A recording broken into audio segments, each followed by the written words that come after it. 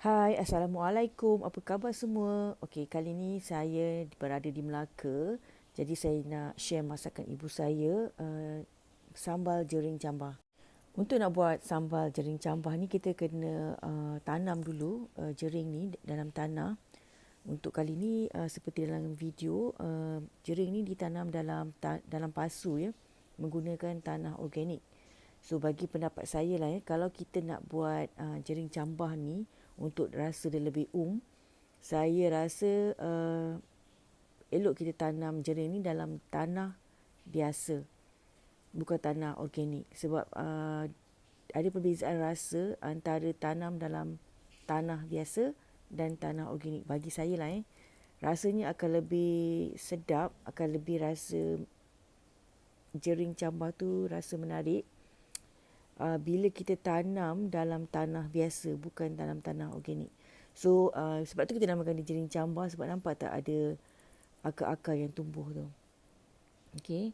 So kita first step sekali kita kena gali, tapi jaring ni sepatutnya ditanam lebih awal. Mungkin sekurang-kurangnya 3-4 hari lah sebelum kita mula keluarkan dia daripada tanah. Sebab bagi saya dia akan mempunyai rasa yang lebih sedap. Rasa tanah tu lah yang autentik rasa tanah tu. So better tanam lebih lama, macam sekurang-kurangnya seminggu ke sebelum kita mulakan buat sambal. Bercakap pasal jering, saya ada terbaca satu artikel di seberang di Indonesia ya. Ada kejadian di mana ada 7 ataupun 8 orang yang meninggal disebabkan makan jering.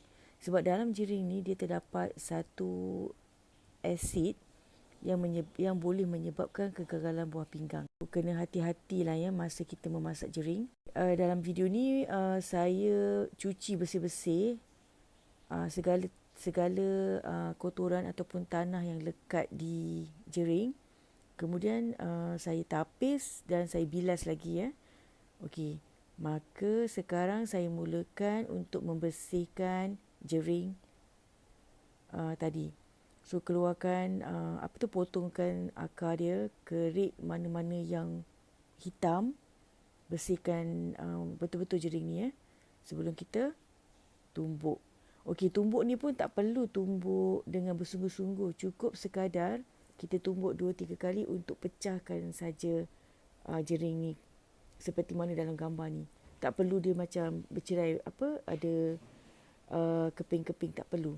Cuma tumbuk 1-2 kali.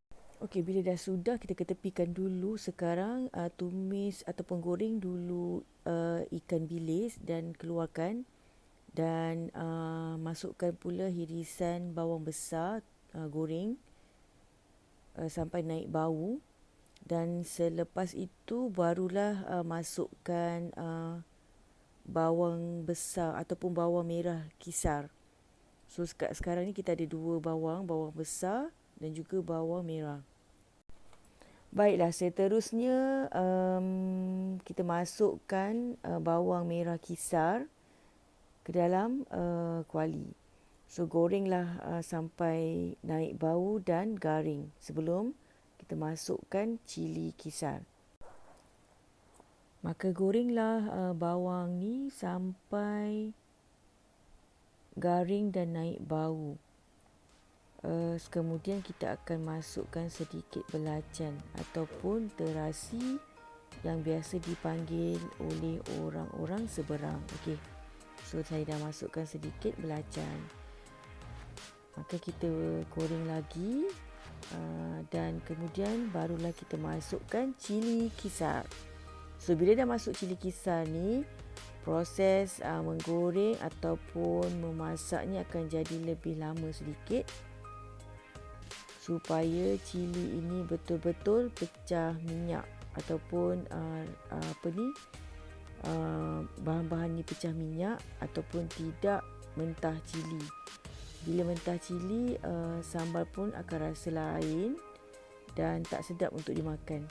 Bukan itu sahaja, saya rasa kalau kita goreng tak garing, mungkin akan jadi lebih pedas sambal ni nanti. Jadi untuk mengelakkannya, kita kena goreng sampai pecah minyak dan garing. So nampak dekat sini sambal dah garing, dah pecah minyak. Apabila sambal dah pecah minyak ataupun dah garing, kita boleh masukkan jering yang telah ditumbuk tadi. Okey, bila dah masukkan jering ni, kita kacau ataupun sebatikan dengan sambal tadi.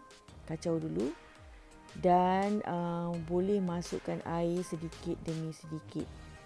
Sebelum tu masukkan sekali ikan bilis yang telah kita goreng dahulu tadi. Untuk makluman, apabila kita masukkan air ke dalam sambal ni tadi, sebenarnya bukan sekali atau dua kali sebab ianya bergantung kepada kelembutan jering. Boleh masukkan air sedikit demi sedikit selagi jering belum empuk.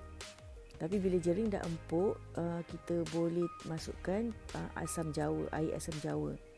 So anggaran masa yang diambil untuk masak jering sampai empuk, saya perhatikan lebih kurang dalam 45 minit.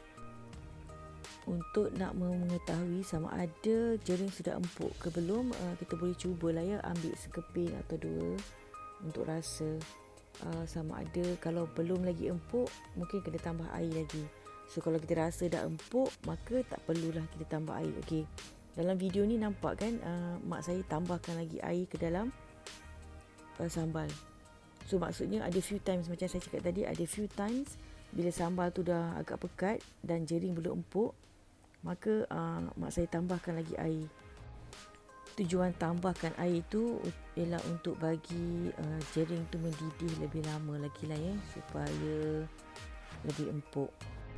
Okey, apabila jering dah masak, dah empuk, masukkan air asam jawa ke dalam sambal. Ejaskan rasa, masam, manis, masin. Okey, ini dah siap. Selamat mencuba semua. Thank you.